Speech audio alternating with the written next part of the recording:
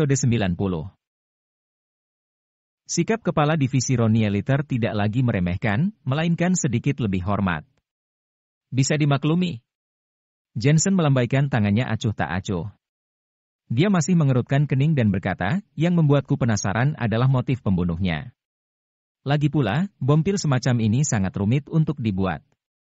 Untuk membunuh wanita ini, sebenarnya tidak perlu begini rumit, kecuali tujuan si pembunuh bukanlah wanita ini. Setelah dokter forensik pergi, Jensen akhirnya merasa tidak beres. Di sini, masih ada bau amonium nitrat yang menyengat. Tiba-tiba, ekspresinya berubah. Aku tahu motif pembunuhnya, dia sebenarnya ingin membunuh kita. Semua orang kaget seketika, dan wakil ketua Jeffrey dengan cepat bertanya, Jensen, kenapa kamu begitu yakin? Sekarang, dia juga yakin dengan Jensen. Ini sangat sederhana. Untuk membunuh seorang wanita biasa, sebenarnya tidak perlu dibuat rumit.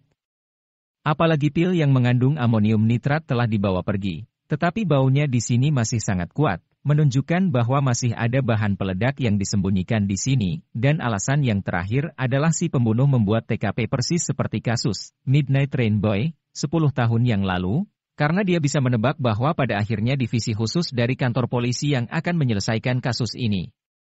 Jensen mencari sambil berbicara. Tiba-tiba, dia melihat ponsel almarhum dan berkata dengan cemas. Bomnya ada di sini. Segera evakuasi semua orang.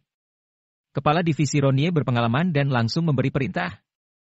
Jensen mengambil ponselnya dan bergegas ke lantai 1. Sesampainya di luar rumah kontrakan, ponselnya dilempar sejauh puluhan meter. Kepala Divisi Ronnie dan yang lainnya bergegas turun dan dengan cepat mengevakuasi massa. Lalu semua melihat ke arah Jensen melempar telepon, tetapi setelah beberapa saat, masih sepi di sana, tidak ada yang terjadi. Wakil Ketua Jeffrey tiba-tiba berkata, Jensen, itu hanya telepon seluler. Tidak mungkin dipasang bom. Kemungkinan besar bisa, ada pembunuh yang pandai membuat bom di luar negeri. Bom telepon semacam ini bisa dipicu melalui panggilan telepon. Kepala Divisi Ronnie menggelengkan kepalanya. Mendengar itu, Jensen buru-buru melihat ke sekeliling jalan. Pandangannya jatuh ke bilik telepon yang berjarak 100 meter. Ada seorang pria berkacamata dan bertopi sedang menelepon. Semuanya, hati-hati. Teriak Jensen. Bom. Begitu kata-katanya terdengar, ada ledakan besar di tempat telepon sebelumnya dilemparkan, seolah-olah tanah bergetar. Untungnya, kerumunan sudah dievakuasi, jadi tidak ada yang terluka. Cari mati. Wajah Jensen sangat dingin.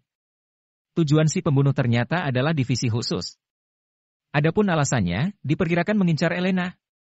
Terakhir kali Elena memecahkan kasus Crown pernah bilang dia memiliki barang penting dan dia ingin membawa benda ini keluar dari dalam negeri, tetapi Elena secara tidak sengaja memecahkan kasus tersebut, menyebabkan misinya gagal.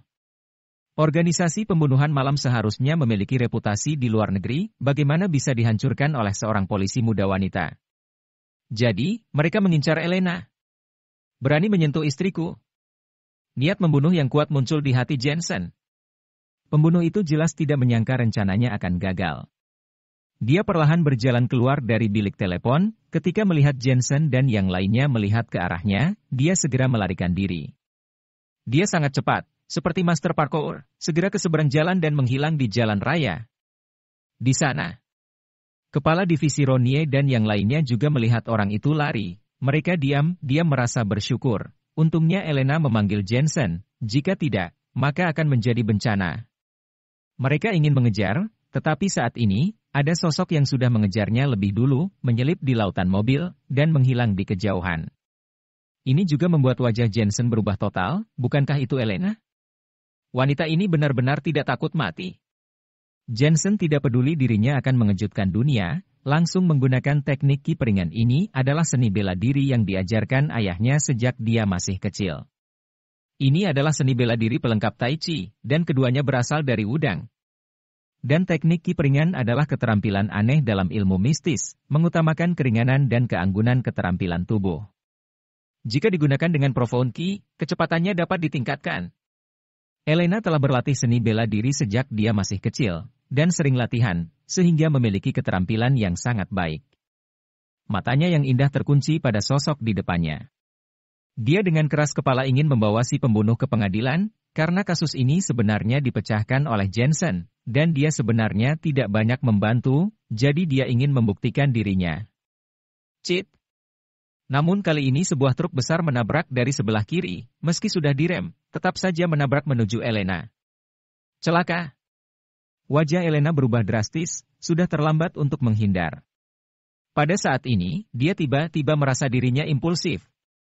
Pada saat ini, sesosok tiba-tiba menuju Elena, dan kemudian berguling di tempat sambil memeluk Elena, menghindari benturan truk besar.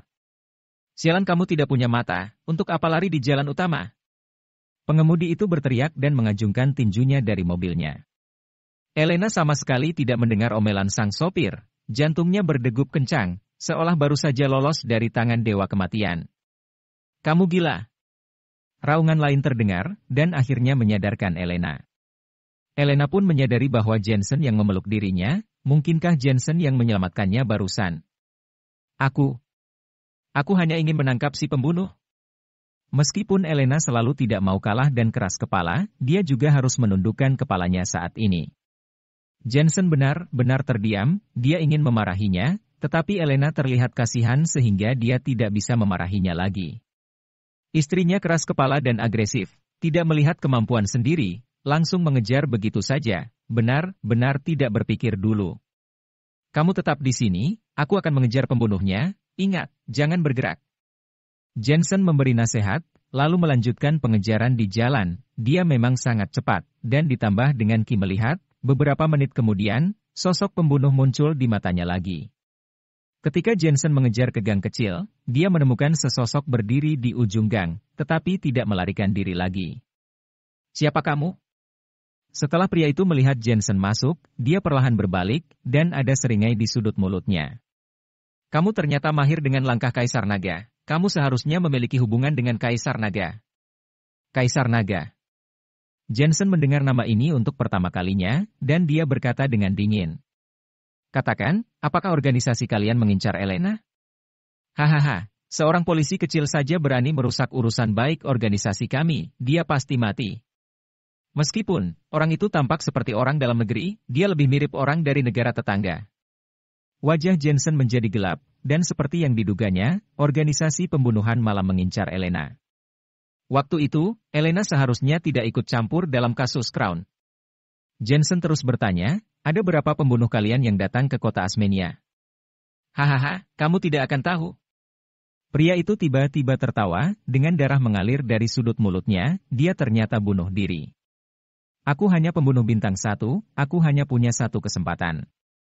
Sekarang misinya gagal, bahkan jika tidak jatuh ke tangan militer Huaxia, aku juga akan dibunuh oleh organisasi pembunuh, tetapi yang tidak aku duga adalah polisi wanita itu memiliki kamu di sisinya, kamulah yang sebenarnya membunuh Crown. Saat dia berbicara, dia perlahan jatuh, tetapi suaranya masih terdengar. Kamu pasti berhubungan dengan Kaisar Naga, kamu adalah putra Kaisar Naga. Bajingan sialan, jangan mati. Jensen sangat marah, tapi tidak berdaya. Kaisar Naga apa, dia tidak tahu apa itu, dan tidak memperhatikannya. Yang membuatnya marah adalah Elena benar-benar dalam masalah.